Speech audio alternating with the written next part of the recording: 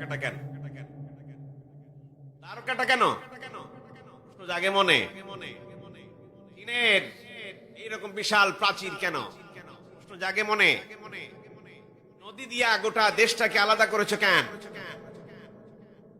প্রশ্ন করেন নিজেকে, কোনদিন প্রশ্ন করেছেন ওখানে আমার মুসলমান নাই? ওখানে আমরা ছিলাম না? মনে রাখবেন, তারকাটা যারা দিয়েছো, তারকাটা যারা দিয়েছো, তোমাদের কাছ থেকে হিসাব নেওয়ার সময় সুযোগ এসেছে, ঠিক কিনা বলেন? তারকাটা থাকতে পারে না। মুসলমান সারা বিশ্বে জানাতে চায়, ভ্রাতৃত্বের বন্ধনে সকল মানুষ ভয়ে ভয়ে থাকতে চায়, হিংসা বিদ্বেষ পুষে রাখতে চায় না। তারকাটা দিয়েছে ব্রাহ্মণবাদ, তারকাটা শিখিয়েছে হিন্দুত্ববাদ, তারকাটা দিয়েছে রবীন্দ্রনাথ, উত্তরসূরিরা।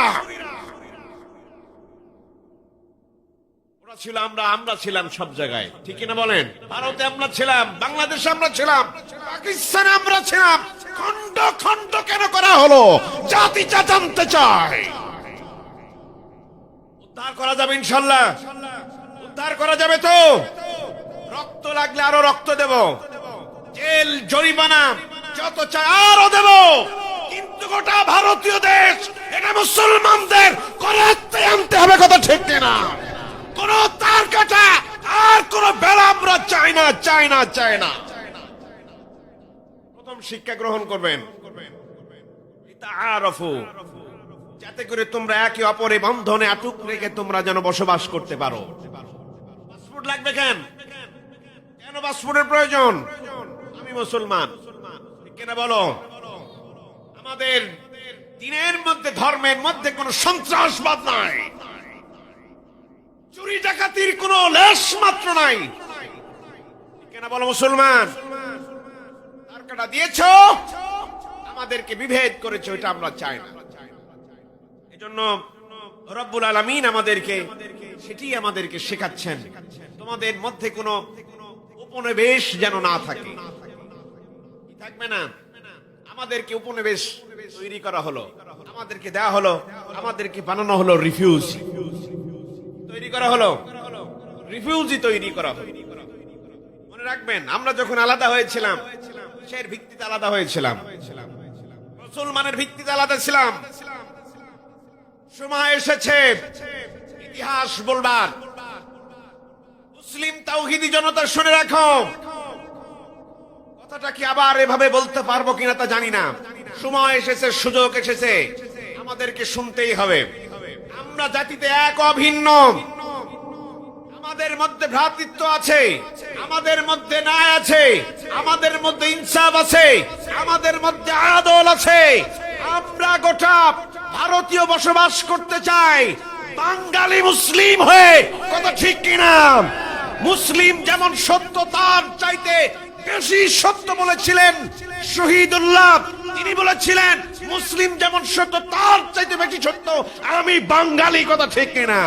আমি বাঙালি মুসলমান, আমি বাঙালি মুসলমান, আমি বাঙালি মুসলমান। ব্রাহ্মণবাদের কোন জায়গা ভারতীয়দের, কোন ভারতের জায়গায় তারা থাকতে পারে না। কথা আপনারা বুঝে এসে তো তার অপর ব্যাখ্যাটাই করছি। আমরা কি বলেন বাঙালি মুসলমান? আমরা কি বাঙালি মুসলমান ভাষার জন্য জীবন দিয়েছে? এই বাঙালি মুসলমান ব্রিটিশকে খেদিয়েছে। এই বাঙালি মুসলমান 1971 সনে জীবন দিয়ে শহীদ হয়ে স্বাধীনতা ফিরে এনেছে। এই বাঙালি মুসলমানেরাই 2024 সনে 5 আগস্ট আবার বাংলাদেশকে মুক্ত করেছে। এই জন্য আমরা বলি আমি বাঙালি মুসলমান, ঠিক কিনা বলো? হিন্দুরা বাঙালি হয়ে বাঁচতে চায় নাই, হিন্দুরা ভারতীয় হিসেবে তারা বাঁচতে চেয়েছে, বাঙালি হিসেবে বাঁচতে তারা চায় নাই। রবীন্দ্রনাথ বাংলার জন্য ঝুড়ি ঝুড়ি লিখেছে, বাংলা ভাষার জন্য তিনি পিছনে পিছনে শিন কেটেছে। মনে আছে আপনাদের? মনে আছে আপনাদের? পল্লী কবি জসিমউদ্দিন শান্তিনিকেতন থেকে তিনি ফিরে এসেছেন অসম্মান বোধ করে, অসম্মান করে তাকে তাড়িয়ে দেওয়া হয়েছে। আমাদের মনে আছে।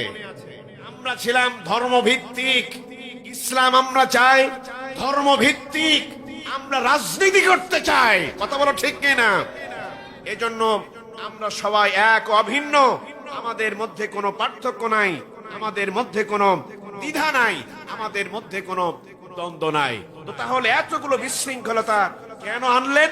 আল্লাহ রাব্বুল আলামিন সেটাই বললেন, এটি হচ্ছে আমাদের জন্য চক্রান্ত। শোনো হে মুসলমান, তোমাদের জন্য আরো একটি এলহাম, সেটি হচ্ছে লিতাআরাফুর ব্যাখ্যা হচ্ছে আমাদেরকে পৃথক পৃথক ভাবে আলাদা করে দেওয়া হলো। একটা ইউনিটি, মুসলমান থাকবে ঐক্যবদ্ধ, মুসলমান থাকবে একতায় বল হয়ে, মুসলমান থাকবে, কিন্তু সেই জায়গায় মুসলমান তাদেরকে ভাগ করে দেওয়া হলো। আল্লাহ পাক সেটি আমাদেরকে বলছেন এবং জানাচ্ছেন। আল্লাহ পাক বলেন, واعتصموا بحبل الله جميعا ولا تفرقوا। আল্লাহর রজ্জুকে শক্ত করে ধরো, পরস্পর বিচ্ছিন্ন হয়ে যাও না। ওয়ালা তাফাররাকু, দলে দলে বিভক্ত হয়ে যাও না। আওয়ামী লীগ, বিএনপি, জামাত, জাতীয় পার্টি, তোমরা এক হও। তোমরা শুধুমাত্র পরিচয় দেবে আমার ধর্ম ইসলাম, আমি যাতে মুসলমান, এই হচ্ছে তোমার পরিচয়।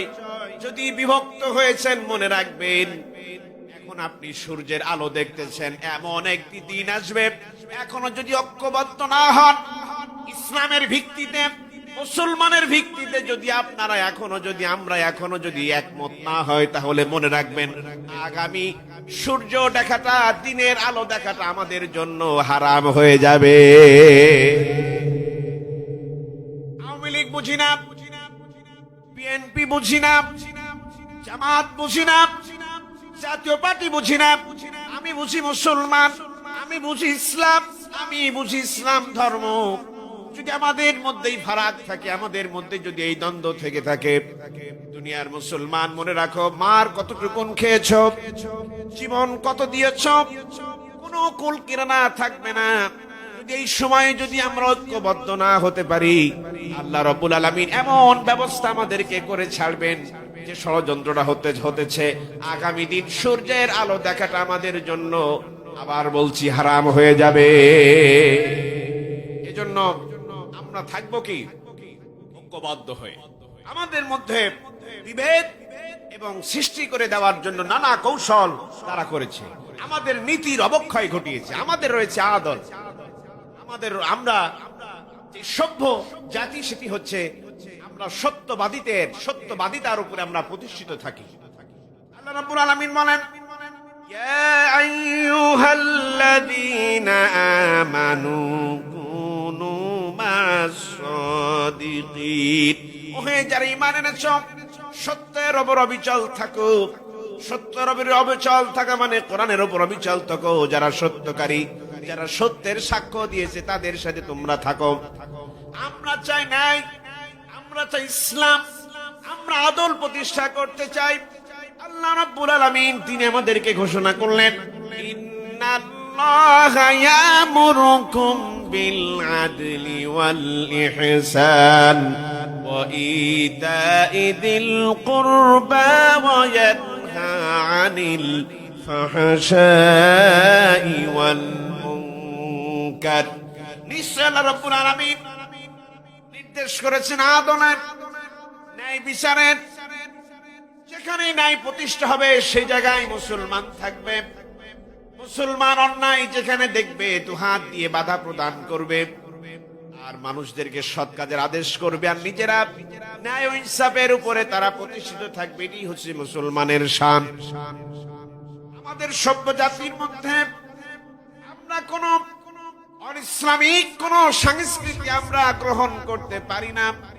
আমাদের সংস্কৃতির মধ্যে গান বাজনা থাকবে না, আমাদের সংস্কৃতির মধ্যে বেপরদা থাকবে না, আমাদের সংস্কৃতির মধ্যে, আমাদের সভ্যতার মধ্যে কোন রাহাজানি থাকবে না, চুরি থাকবে না, ডাকাতি থাকবে না। আমরা হলাম সব থেকে পৃথিবীর বুকে সভ্য জাতি, ঠিক কিনা বলো?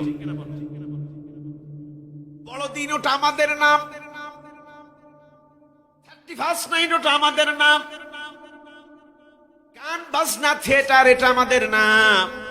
আল্লাহ রাব্বুল আলামিন হুঁশিয়ার করে তিনি জানিয়ে দিলেন আর বললেন, ওয়া মিনান নাসি মান ইয়াশতারি লাহুল হাদিসি লিয়ুদিল্লা আন সাবিলিল্লাহি বিগাইরি ইলম ওয়া ইয়াত্তাখিযাহা হুযুওয়া উলাইকা লাহুম আযাবুন মুহিন। মানুষের মধ্য থেকে যারা ক্রয় করলো লাহুয়াল হাদিস, লাহুয়াল হাদিস হচ্ছে সে জিনিস যে আমাদেরকে গান বাজনা থিয়েটার মুভি এ ধরনের ক্রয় করি, যারা আমরা গানের জন্য খরচ করি, প্যান্ডেল করি, গানের জন্য অর্থ ব্যয় করি। এই যে 31st নাইট গেল, নানা ধরনের পটকা আতশবাজি করলাম, রব্বুল আলামিন সেটাই বলছেন লাহুয়াল হাদিস, যারা ক্রয় করলো। আর আল্লাহ রাস্তা থেকে যারা বিমুখ হয়ে গেল, আল্লাহ রাব্বুল আলামিন তাদেরকে বলে দিলেন, শোনো, আমি তাদেরকে কঠিন আযাব দিয়ে আমি তাদেরকে গ্রেফতার করব, অসম্মানজনক আযাব দিয়ে আমি তাদেরকে গ্রেফতার করব।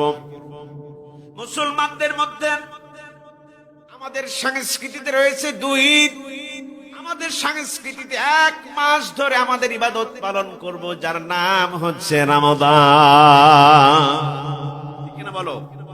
1 মাস ধরে আমরা আনন্দের সাথে মহান রবকে পাওয়ার জন্য আমরা কি করি? ইবাদত করে থাকি। এজন্য সভ্য সংস্কৃতিতে আমাদের মধ্যে থাকতে হবে অবশ্যই অবশ্যই একটি মার্জিতশীল কর্ম। আমরা নিজেদের মধ্যে প্রবেশ করে নিয়েছি নানা রং বেরঙের ছবি, নানা রং বেরঙের সংস্কৃতি। আমাদের মধ্যে রয়েছে পোশাকের একটি জঞ্জাল, মানে ভিন্ন ধর্মী পোশাকে আমরা খুবই অভ্যস্ত। আমরা মনে করি ইউরোপে যারা আছে এরা খুবই সভ্য মানুষ। ইউরোপের সভ্য মানুষের কাহিনী কি জানেন? সব থেকে মা ছাড়া, বাবা ছাড়া, মানে বাবা ছাড়া, বাবার ঠিকানা ছাড়া বেশি সন্তান জন্ম দেয় কারা? এটা হচ্ছে ইউরোপিয়ানরা। আপনি তা গ্রহণ করবেন? এটিকে সভ্য জাতির কোন কাজ হতে পারে বলেন? কাজ হতে পারে বলেন? বেশি, সব থেকে বেশি ধর্ষিত হয় ইউরোপিয়ানরা। ইউরোপিয়ান মেয়েরা বেশি মানে বেশি ধর্ষিত হয়। এখনো পর্যন্ত তাদের খোঁজ নেন, সন্তানগুলো তাদের কোনো ঠিক ঠিকানা নাই।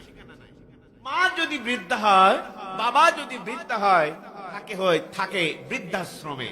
আর আমাদের বাবারা যদি বৃদ্ধা হয়, আমাদের বাবাদের এবং মায়েদের কত আদর করে, সোহাগ করে, যত্ন করে তাদেরকে আমরা ভালোবাসি এবং তাদেরকে পরিচর্যা করি, কথা ঠিক কিনা?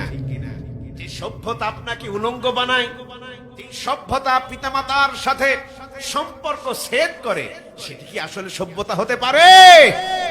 সেটা কি সভ্যতা হতে পারে? ওই জাতি তোমাদেরকে কিচ্ছু দিতে পারে না।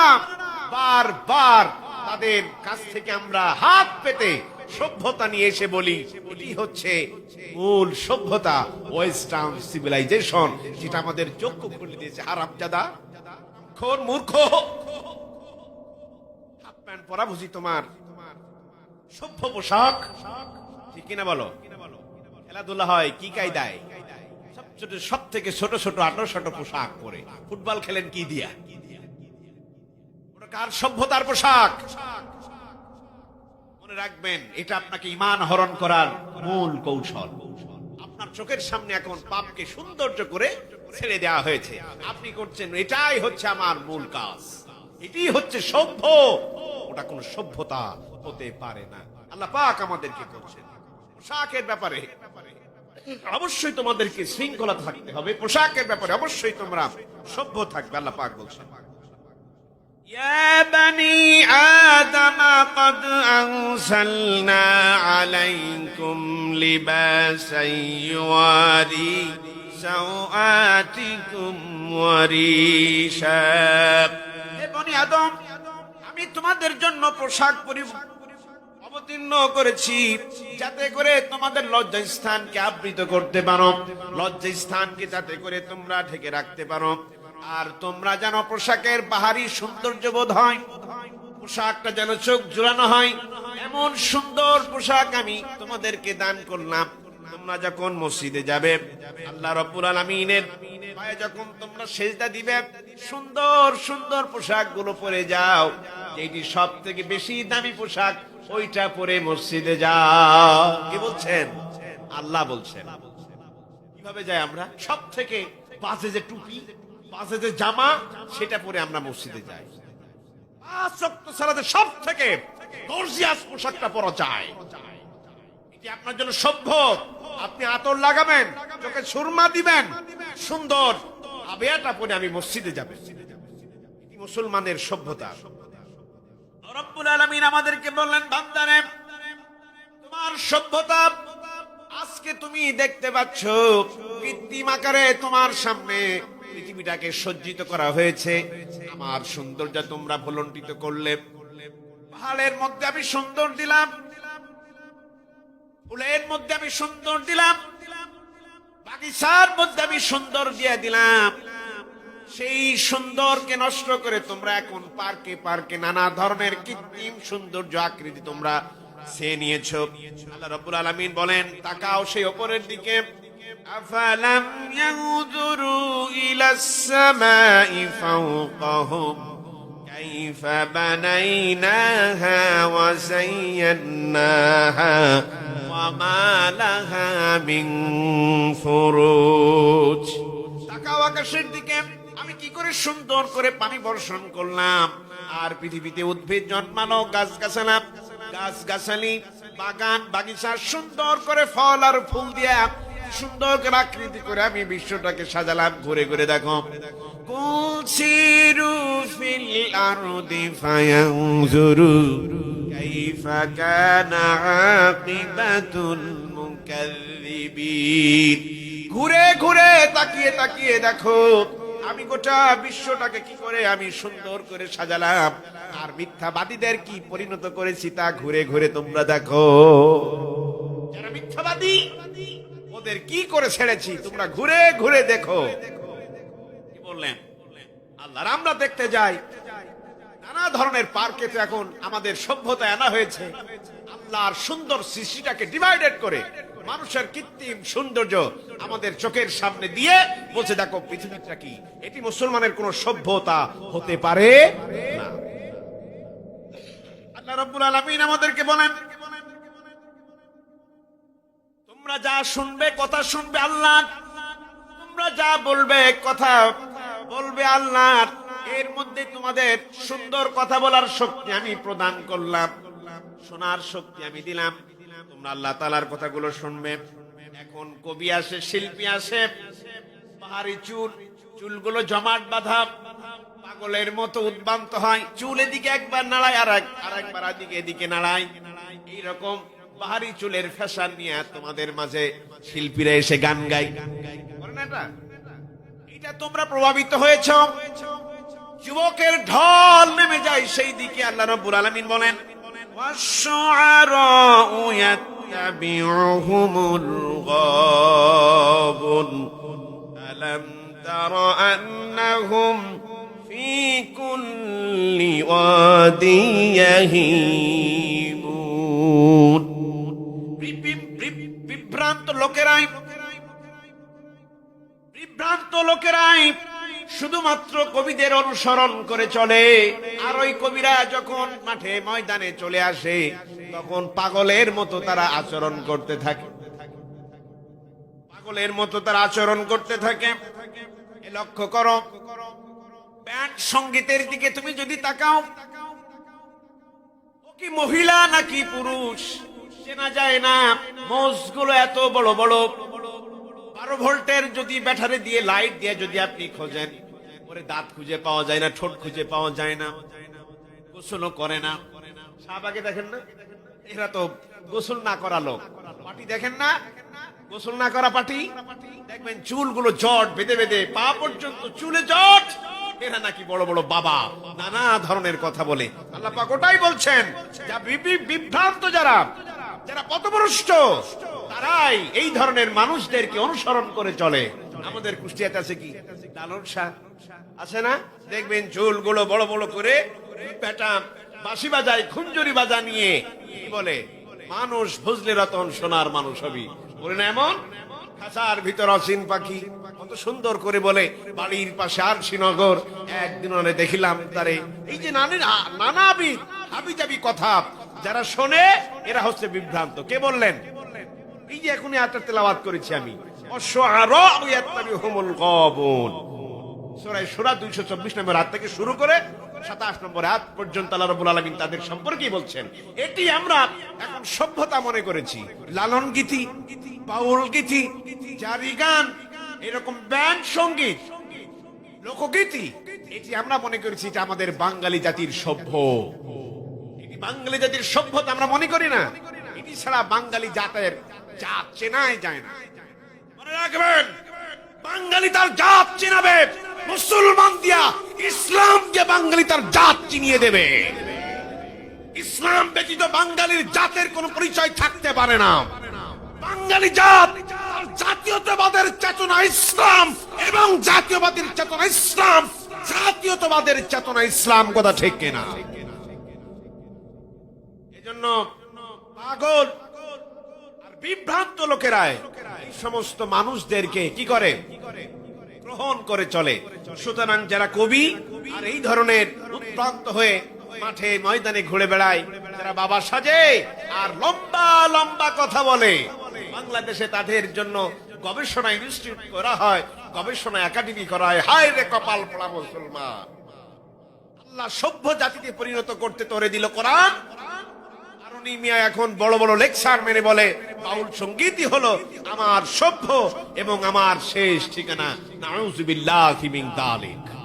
এজন্য এর থেকে আমাদেরকে পরিহার থাকতে হবে। আল্লাহ রাব্বুল আলামিন তৌফিক দান করুক। আমরা সকলেই বলছি আল্লাহুম্মা আমিন। আর এই কথাগুলো, নানা শ্রবণীয় কথাগুলো আমাদের মাঝে সৌন্দর্য মণ্ডিত করে আমাদের মধ্যে প্রচার করে দিয়ে বলা হচ্ছে এটি হচ্ছে আমাদের সভ্যতা। আল্লাহ রাব্বুল আলামিন সে ব্যাপারে আমাদেরকে বলছেন, হে মানব মণ্ডলী, তোমরা এখন শোনো। ওয়াইযা সামিউল লাগওয়া আরাদু আনহু, আল্লাহ রাব্বুল আলামিন বলেন, আর যখন তারা অনর্থক কথাবার্তা শোনে, তখন তারা বিমুখ হয়ে পড়ে। দেখবেন বেটা নামাজ আদায় করতো, রোজা রাখতো, হজ করতো, যাকাত দিত, এমন ব্যক্তিও তাদের আকর্ষণ শক্তিতে তারা ওই দিকে চলে যায়। গাঁজা ছাড়া আর কিচ্ছু চেনে না, খুঞ্জরি ছাড়া কিচ্ছু চেনে না, ঢোলকি তবলা ছাড়া আর কিচ্ছু চেনে না। আল্লাহ রাব্বুল আলামিন বলেন, وَإِذَا سَمِعُوا اللَّغْوَ أَعْرَضُوا عَنْهُ وَقَالُوا لَنَا أَعْمَالُنَا وَلَكُمْ أَعْمَالُكُمْ